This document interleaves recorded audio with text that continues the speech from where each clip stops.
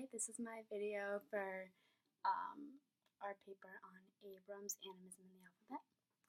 So for my paper, I did the first prompt, and I talked about how our culture has shifted from an oral to a written to a technological way of communication, and how this has had a negative effect on our society because it prevents us from living in the present. So that's like my claim, I guess. So I started by summarizing Abram's claim, focusing on our disconnect from nature and each other, saying that, because we're always on our phones or our computers, we aren't able to talk to people or experience things that are happening around us. Excuse me. So after that, I moved into the idea of how, like I said, our generation, and especially the generations below us, like my sisters, are 15, and I think this is even more true for them than it is for me. They're constantly on their phones, like all the time. They have to be told to get off of their phones a number of times a day, and they're just it's like an extra arm, it's an extension of their arm. So a part of having your phone always in your hand is that you're constantly posting things on social media, right? So you're posting where you are, what you're eating, who you're with, what you see. And that just kind of like, you're not really experiencing these things if you're constantly posting them, right? You're seeing them through the screen, through the camera, as opposed to like through your own eyes.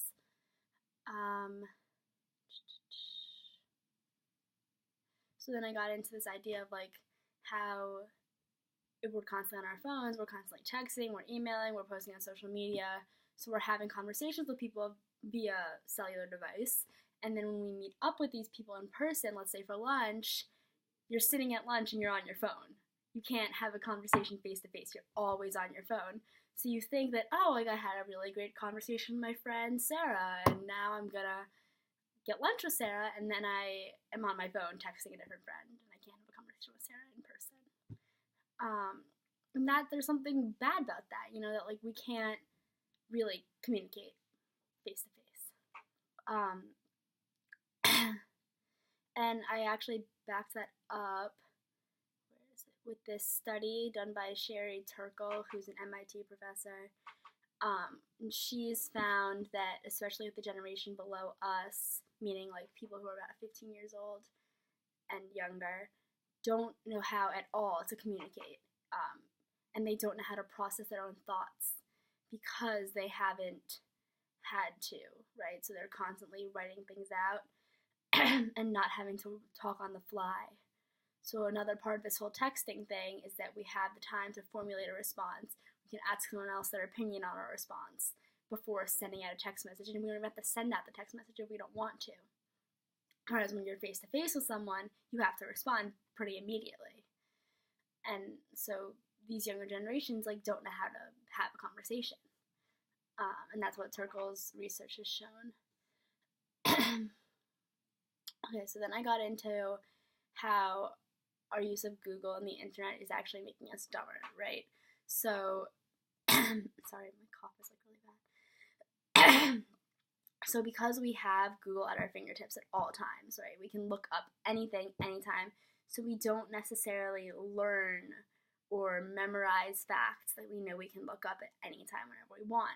So this is the thing, I always have with my grandparents. I'm sure a lot of people can relate that our grandparents, when I was a kid, I had to go to the library to find out who the third president of the United States was, whereas I can be like, Siri, who was the third president of the United States, and know it like that.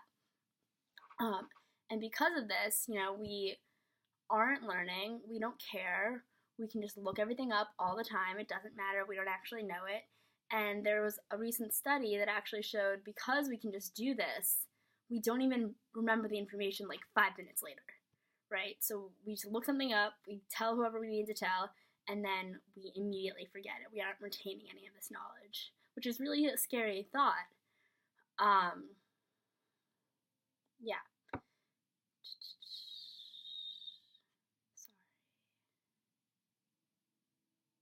Okay, so then I got into my favorite part of my essay, which is I was kind of explaining it earlier, but that we are so disconnected from the present in our surroundings. So when we are in a beautiful place, for example, I went to the Great Smoky Mountains over spring break last year, and everything was so beautiful, but the entire time I was so worried about like getting a picture of it so that I could Instagram and be like, look how cool I am for going camping for 6 days as opposed to going to the Bahamas like a lot of people were. So it's become so much more about our image and how other people perceive us rather than actually like experiencing these incredible things.